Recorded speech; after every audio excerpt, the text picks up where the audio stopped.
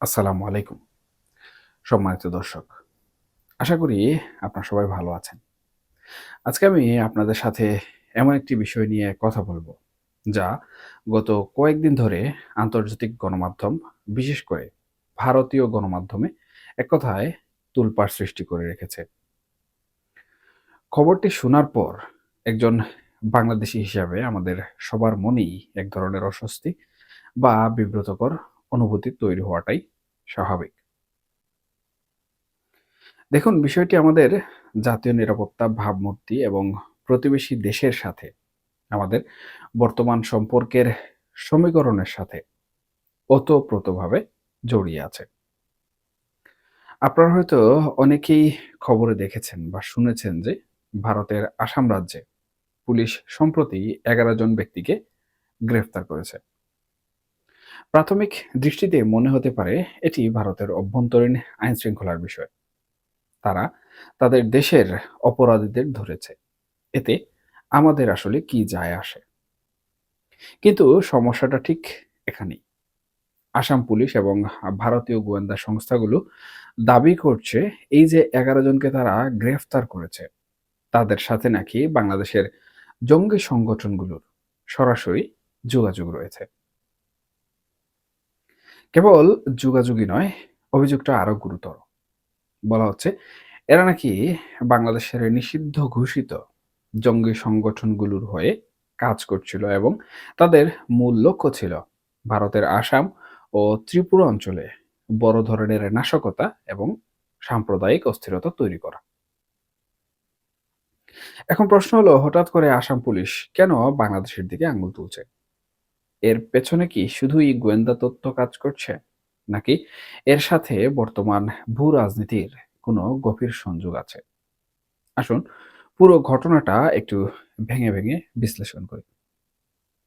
আসাম পুলিশের special task force বা STF দাবি করছে তারা গত মাসের শেষের দিকে এবং ৩০ ডিসেম্বর অভিযান চালিয়ে আসামের বরপেটা, চিরাং, বাক্সা এবং ত্রিপুরার কিছু জায়গা থেকেই ১১ জনকে গ্রেফতার করে। পুলিশ বলছে এরা ইমাম মাহমুদের কাফেলা বা IMK নামের একটি সংগঠনের সদস্য। এখন আপনারা হয়তো ভাবছেন এই ইমাম মাহমুদের কাফিলা, এই বিষয়টি আবার কি বা এরা আসলে কারা? ভারতীয় পুলিশের ভাষ্যমতে এটি নতুন কোনো সংগঠন নয়, বরং এটি বাংলাদেশের নিষিদ্ধ জঙ্গি সংগঠন জেএমবি বা জামাতুল মুজাহিদিন বাংলাদেশেরই একটি নতুন শাখা বা মডিউল। তাদের দাবি নাম ভিন্ন হলেও এদের আদর্শ এবং উদ্দেশ্য সেই পুরনো জেএমবি বা আল কায়েদার মতোই। সবচেয়ে ভয়ের বা উদ্বেগের যে তথ্যটি ভারতীয় পুলিশ দিয়েছে তা হলো এই দলের সদস্যদের কেউ কেউ নাকি বাংলাদেশে এসে প্রশিক্ষণ নিয়ে গেছে। তাদের রিপোর্টে উল্লেখ করা হয়েছে নাসিমউদ্দিন নামের একজন সন্দেহভাজন, যাকে তারা মূল হোতা বা স্থানীয় মডিউলের আমির বলছে, সে নাকি ২০২৪ সালের এপ্রিল বা মে মাসের দিকে বাংলাদেশে এসেছিল। একটু খেয়াল করুন সময়ের দিকে। এপ্রিল বা মে মাস, অর্থাৎ তখনও বাংলাদেশের আগের সরকার ক্ষমতায় ছিল। অভিযোগ মতে সে সময় বাংলাদেশে এসে সে গোপনে বৈঠক করেছে, প্রশিক্ষণ নিয়েছে এবং তার নির্দেশদাতাদের সাথে দেখা করে পুনরায় আবার ভারতে ফিরে গেছে। ফিরে গিয়ে সে অন্যদের রিক্রুট করা বা দলে ভেড়ানোর কাজ শুরু করে। এখন এই অভিযোগগুলো যদি আমরা একটু গভীরভাবে তলিয়ে দেখি, তবে এর দুটো দিক আমাদের সামনে আসে। প্রথমত, ভারতের নর্থ ইস্ট নিউজ বা অন্যান্য গণমাধ্যমগুলো যেভাবে এই খবরটি প্রচার করছে, তার একটাই নির্দিষ্ট প্যাটার্ন বা ধরন আমরা দেখতে পাচ্ছি। তারা খুব কৌশলে এই ঘটনার সাথে বাংলাদেশে গত ৫ আগস্টের সরকার পরিবর্তন জড়িয়ে ফেলছে। তাদের রিপোর্টের ভাষা দেখলে মনে হবে বাংলাদেশের সরকার পরিবর্তনের পরপরই নাকি জঙ্গি কার্যক্রম ব্যাপকভাবে বেড়ে গেছে। তারা দাবি করছে আগস্ট মাসের পর বাংলাদেশের জেল থেকে অনেক দাগে আসামি বা জঙ্গি নেতা ছাড়া পেয়েছে এবং তারাই নাকি এখন ডিজিটাল প্ল্যাটফর্ম ব্যবহার করে ভারতের এই মডিউলগুলোকে আবারও সক্রিয় করছে। এখানেই আমাদের বিশ্লেষণের দাবি রাখে। ভারতীয় গণমাধ্যম কি ইচ্ছে করেই এই ন্যারেটিভ বা বয়ান তৈরি করছে? কারণ আমরা জানি ৫ আগস্টের পর থেকে ভারতের সাথে বাংলাদেশের যে কূটনৈতিক সম্পর্ক রয়েছে, সেই কূটনৈতিক সম্পর্কে একটা বিশাল টানাপোড়েন চলছে। ভারতের প্রশাসন বা মিডিয়া হয়তো প্রমাণের চেষ্টা করছে যে বাংলাদেশের সরকার পরিবর্তনের ফলে নিরাপত্তা ব্যবস্থা ভেঙে পড়েছে এবং জঙ্গিরা আবারও মাথাচাড়া দিয়ে উঠছে, যা ভারতের জন্য একটি বড় হুমকি। আসাম পুলিশের এই দাবিকে সেই রাজনৈতিক প্রচারণার অংশ হিসেবে অনেকে দেখছেন। কারণ যখন এই দুই দেশের সম্পর্কে কোনো শীতলতা তৈরি হয়, তখনই আমরা দেখি সীমান্ত কিংবা নিরাপত্তা নিয়ে এ ধরনের অভিযোগের মাত্রা কিন্তু ব্যাপক হারে বেড়ে যায়। তবে মুদ্রার উল্টো পিঠটাও আমাদের দেখতে হবে। আমরা যদি শুধুই এটাকে ভারতের সাজানো নাটক বা রাজনৈতিক চাল বলে উড়িয়ে দেই, তবে সেটা কি বুদ্ধিমানের কাজ হবে? আমার মনে হয় কোনোভাবে সেটা বুদ্ধিমানের কাজ হবে না। কারণ জাতীয় নিরাপত্তার প্রশ্নে আবেগের চেয়ে বাস্তবতা অনেক বেশি গুরুত্বপূর্ণ। আসাম পুলিশ যে দাবি করছে, একজন ব্যক্তি সীমান্ত পার হয়ে বাংলাদেশে এলো, এখানে মিটিং করলো, ট্রেনিং নিল এবং আবার ফিরে গেল। এই বিষয়টি যদি ১% সত্যি হয়, তবে তা আমাদের জন্য চরম উদ্বেগের। আমাদের বর্ডার সিকিউরিটি বা সীমান্ত নিরাপত্তা ব্যবস্থা নিয়ে তাহলে প্রশ্ন এখানে থেকেই যায়। আমাদের দেশের ভেতরে কারা এই বিদেশি নাগরিকদের আশ্রয় দিচ্ছে, প্রশ্রয় দিচ্ছে কিংবা প্রশিক্ষণ দিচ্ছে, সেটা খুঁজে বের করা আমাদের নিজেদের স্বার্থেই জরুরি। অন্যথায় পরিণতি কি হতে পারে সেই বিষয়েও আমি একটু পরে আপনাদের সাথে আলোচনা করছি। তবে তার আগে আরেকটি বিষয় লক্ষণীয়, যা এই মুহূর্তে খুবই প্রাসঙ্গিক। গত কিছুদিন ধরে আমাদের দেশ থেকে বিশেষ করে বিচ্ছিন্নভাবে কিছু ব্যক্তি বা গোষ্ঠী ভারতের সেভেন সিস্টার্স বা সাতকন্যা রাজ্য নিয়ে বেশ কিছু উস্কানিমূলক বক্তব্য দিয়েছেন। আপনারা হয়তো সোশ্যাল মিডিয়ায় দেখেছেন, কেউ বলছেন সেভেন সিস্টার্সকে ভারত থেকে বিচ্ছিন্ন করে দেওয়া হবে। আবার কেউ বলছেন ভারতের বিচ্ছিন্নতাবাদীদের প্রয়োজনে বাংলাদেশে আশ্রয় দেওয়া হবে। যদিও বাংলাদেশ সরকার খুব পরিষ্কার ভাষায় বলে দিয়েছে যে এগুলো সরকারের কোনো বক্তব্য নয় এবং বাংলাদেশ কখনোই অন্য দেশের অভ্যন্তরীণ বিষয়ে হস্তক্ষেপ কিংবা বিচ্ছিন্নতাবাদকে সমর্থন করে না। কিন্তু এই যে এক ধরনের দায়িত্ব জ্ঞানহীন কথাবার্তা বা উস্কানিমূলক বক্তব্য, ভারতের হাতে এটা কিন্তু একটা মুখ্য অস্ত্র তুলে দেয়। যখন আমাদের দেশ থেকে কেউ ভারতের অখণ্ডতা নিয়ে হুমকি দেয়, তখন ভারতের নিরাপত্তা বাহিনী বা তাদের সরকার সেটাকে তাদের জনগণের সামনে বড় করে দেখানোর সুযোগ পেয়ে যায়। আমি মনে করি আসাম পুলিশ হয়তো এই সুযোগটাই দিচ্ছে। তারা হয়তো তাদের জনগণকে বুঝাতে চাইছে যে দেখো বাংলাদেশ থেকে হুমকি আসছে, তাই আমরা এই ধরনের ধরপাকড় চালাচ্ছি। অর্থাৎ আমাদের দেশের কিছু মানুষের অপরিপক্ক কথাবার্তা ভারতের নিরাপত্তা ইস্যু তৈরির গ্রাউন্ড বা ভিত্তি হিসাবে কাজ করছে কিনা সেটা কিন্তু আমাদের ভাবতে হবে। আমরা যদি আমাদের প্রতিবেশীকে অহেতুক উস্কানি দিই, তবে তার নেতিবাচক প্রভাব তো ঘুরে ফিরে কিংবা শেষমেশ আমাদের উপরই এসে পড়বে। এখন আসি মূল অভিযোগে, ইমাম মাহমুদের কাফেলা। পুলিশ বলছে এই সংগঠনটি নাকি জুয়েল মাহমুদ বা ইমাম মাহমুদ নামের এক ব্যক্তির হাতে ২০১৮ সালে প্রতিষ্ঠিত হয়েছিল। এই ব্যক্তিও নাকি জেএমবির সাবেক সদস্য। তাদের কাজ হলো মানুষের ধর্মীয় আবেগকে ব্যবহার করে জিহাদের নামে নানা ধরনের সহিংসতা উস্কে দেয়া। তারা ইউটিউব বা টেলিগ্রামের মতো অ্যাপ ব্যবহার করে তরুণদের মগজ ধোলাই করছে। ভিডিও দেখিয়ে ভুল ধর্মীয় ব্যাখ্যা দিয়ে তাদের রাষ্ট্রের বিরুদ্ধে দাঁড় করাচ্ছে। এই প্রক্রিয়াটি কিন্তু নতুন নয়। আমরা আগেও দেখেছি কিভাবে হোলি আর্টিজেনের মতো ঘটনা বা বিভিন্ন সময়ে জঙ্গিরা প্রযুক্তি ব্যবহার করে সংবদ্ধ হয়েছে। তাই ভারতীয় পুলিশের এই দাবিকে আমি মনে করি কোনোভাবেই উড়িয়ে দেয়া যায় না।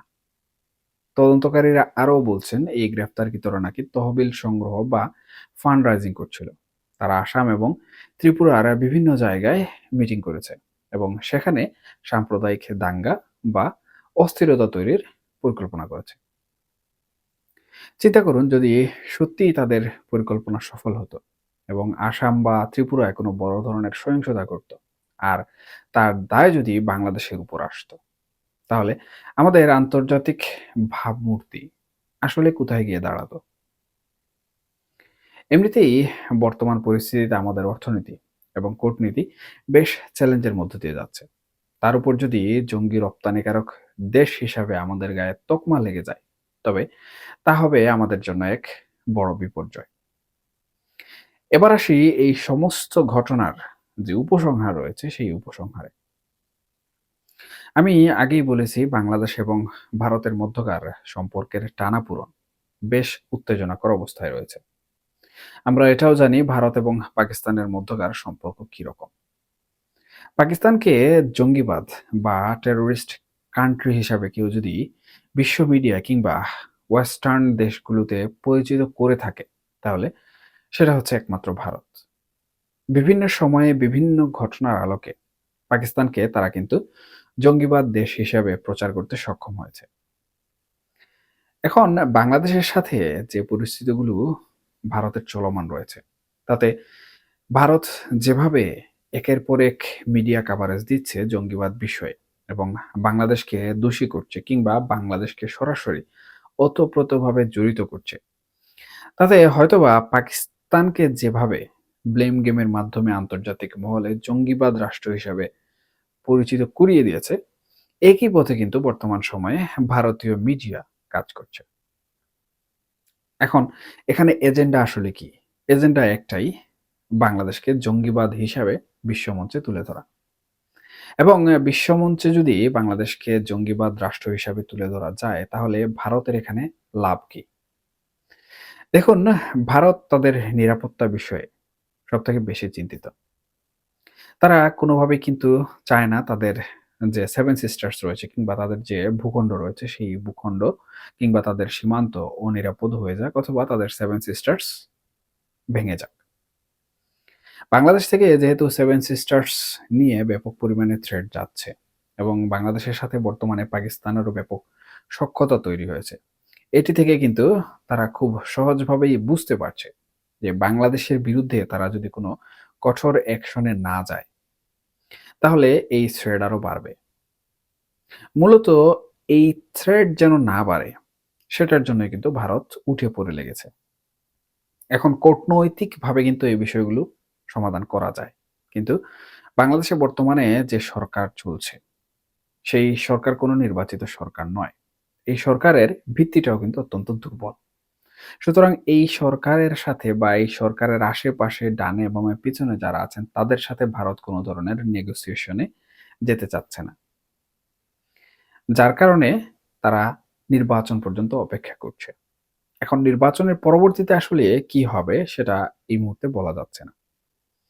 কিন্তু মূল পয়েন্টটা হচ্ছে, যেহেতু এই সরকারের সাথে কোনো ধরনের নেগোসিয়েশন হচ্ছে না, তাহলে এই সরকারকে নিয়ন্ত্রণ করার একটাই উপায়, সেটা হচ্ছে চাপ প্রয়োগ করা। এবং এই যে সীমান্তের নিরাপত্তা, এগুলোর মাধ্যমে কিন্তু তারা সরকারকে একটি চাপের মধ্যে ফেলার চেষ্টা করছে। এখন আমরা কিছুদিন পূর্বেও কিন্তু দেখেছি যে যখন দিল্লিতে মিটিং হয়েছে, বাংলাদেশের নিরাপত্তা উপদেষ্টা গিয়েছিলেন খলিলুর রহমান।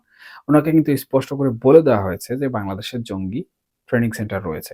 আপনারা সেগুলো ধ্বংস করে দিন কিংবা খুঁজে বের করুন। এখন যেহেতু তারা জঙ্গি সদস্যদের গ্রেফতার করছে, কোনোভাবে যদি তারা এদেরকে সাজিয়ে বা এদেরকে তারা শিখিয়ে দেয় যে এই জায়গায় জঙ্গি ঘাঁটি রয়েছে, তোমরা এভাবেই বলবে এবং আন্তর্জাতিক মহল যদি কোনোভাবে প্রশ্ন করে যে এগুলো কি সত্যি? তোমরা তখন বলবে হ্যাঁ, এগুলো সত্যি। এখন তাদের এই সত্য বলার কারণ কি? সত্য বলার কারণ হচ্ছে, যদি ভারত কোন ধরনের সার্জিক্যাল স্ট্রাইক করে, সরকারকে শিক্ষা দিতে কিংবা যারা বর্তমানে ভারত বিদ্বেষী আচরণ করছেন, তাদেরকে শিক্ষা দিতে, তাহলে কিন্তু এই নাটকটি তারা সাজাতে কোনোভাবে পিছপা হবে না। এবং এই নাটকটি সাজানোর কারণেই কিন্তু তারা আন্তর্জাতিক মহলে তাদের যে ফেয়ারনেস রয়েছে, তাদের যে একটি সুযোগ রয়েছে, সেই সুযোগ কিন্তু তারা দেখিয়ে দিতে পারবে যে তারা মিথ্যে কিন্তু কোনো অ্যাকশনে যায়নি। তারা তথ্যের ভিত্তিতে এবং তথ্য প্রমাণের ভিত্তিতে অ্যাকশনে গিয়েছে। এতে করে বাংলাদেশের যে সার্বভৌমত্ব রয়েছে, স্বাধীনতা রয়েছে সেটি কিন্তু ধূলিসাৎ হবে এবং ভারত সরাসরি যদি যুদ্ধে নাও জড়ায়, এই যে জঙ্গি দমন, এটি কিন্তু অন্যতম একটি হাতিয়ার হয়ে যাবে ভারতের হাতে বাংলাদেশের স্বাধীনতা এবং সার্বভৌমত্বকে নষ্ট করার জন্য। অথবা বাংলাদেশে যারা ভারত বিদ্বেষী রয়েছেন কিংবা যারা হুমকি দিচ্ছেন তাদেরকে শায়েস্তা করার জন্য। আমি কোনোভাবেই চাই না আমার দেশ তার স্বাধীনতা এবং সার্বভৌমত্ব হারিয়ে যাক কিংবা ভিনদেশী কারো শিকার হোক। সুতরাং আমাদের যারা নীতি নির্ধারক রয়েছেন, আমাদের যারা সরকারে রয়েছেন, তাদের উচিত অনাকাঙ্ক্ষিত যুদ্ধ, বিগ্রহ, সীমান্ত সংঘাত, সার্জিক্যাল স্ট্রাইক এগুলো এড়িয়ে চলা এবং কূটনৈতিক যে বিষয়বস্তুগুলো রয়েছে সেগুলো কূটনৈতিকভাবে সমাধান করা। অন্যথায় এর পরিণতি কিন্তু বাস্তবিক অর্থে বাংলাদেশকেই সবথেকে বেশি ভোগ করতে হবে। কারণ মূলত বাংলাদেশ একটি ছোট দেশ। বাংলাদেশের সামরিক শক্তি ভারতের সামরিক শক্তি থেকে অনেক, অনেক, অনেক গুণ ছোট। ধন্যবাদ সবাইকে। সবাই ভালো থাকবেন, সুস্থ থাকবেন। আর হ্যাঁ, অবশ্যই, অবশ্যই নিরাপদে থাকবেন। আল্লাহ হাফেজ।